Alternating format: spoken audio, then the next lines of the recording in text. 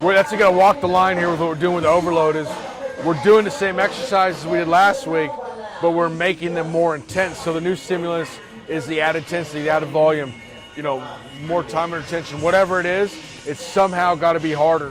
For the dips, we're breaking triple digits, 100 today.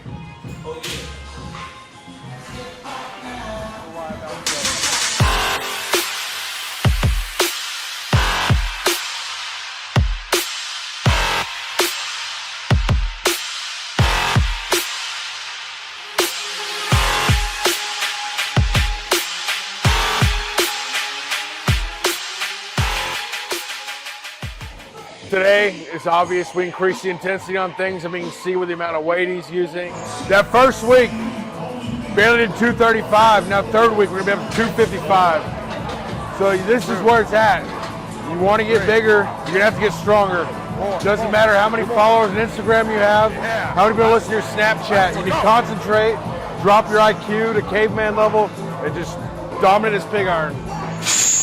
Sometimes we even extended some things. So for instance, we did the reverse curls with a fat bar. It wasn't quite as heavy, but he did 15 sets of 4 with a 10-second break. That's brutal in that exercise. On the dips, after we went the heaviest we've gone so far, 100 pounds, he's already pretty fried. We did the last set was a rest pause with a body weight, meaning he goes as many reps as possible, fail, rest 15 seconds, repeat that, rest 15 seconds. So basically 3 mini sets doing as many reps as possible. We did that in addition, so there's more intensity, more volume in a lot of things. It's just the whole thing is the principle of overload. So principle of overload, what is that? Give the body a new stimulus so that it keeps adapting, keeps getting bigger? Well, a new stimulus to a point here. So that's going to walk the line here with what we're doing with the overload is we're doing the same exercises we did last week, but we're making them more intense. So the new stimulus is the added intensity, the added volume, more time under tension, whatever it is, it's somehow got to be harder. So, you look at your rest intervals, the obvious one is how much weight you're lifting. If you do, 20 sets last week, it took, an hour. This week you got 23 sets, you overloaded. So it has to be, you have to increase one or more variables to make it more intense. So what about this my favorite, the occlusion? I almost tapped out. So we went up to 7 minutes. Last week we did 6.5. So again, that usually just prolong something to make it more intense, but occlusion is a good exception to that rule because most of the work is being done actually by the occlusion itself. So we're not gonna really go beyond 7 minutes. We don't want to have to end up amputating the limb unless this video doesn't do very well and we need to really get some more viewership. We will look at possibly amputating the limb. We've talked to some doctors. So maybe you can shed to light. What was it that almost made me tap out? I could not get a grip on my mind. I almost was right there. Well, see, what's funny is your body language hit it better. The first day, you're going to die. Today, at least you hit it well, so it wasn't so obvious. But it's more time. You're more fatigued. You did more on everything, so you came to a point at a rougher point, Yeah. Something that's kind of a big concern to people that want to socialize and go out.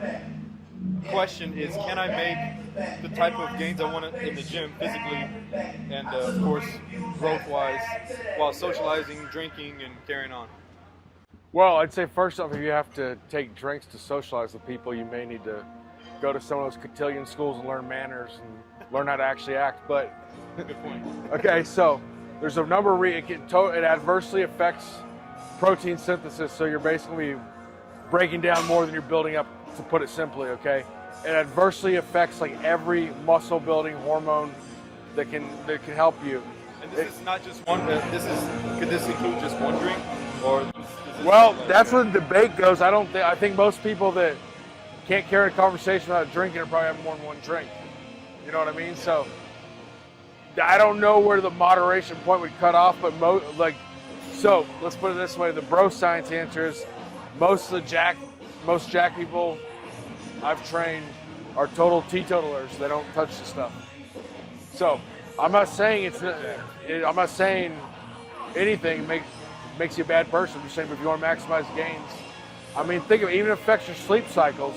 So 8 hours of drunken sleep is not to say this 8 hours of sleep in a sober state. This is episode 3. I hope you enjoyed it. But next is episode 4. We're going to kick it up a notch, take it to the next level. See you next time. We about to turn it on.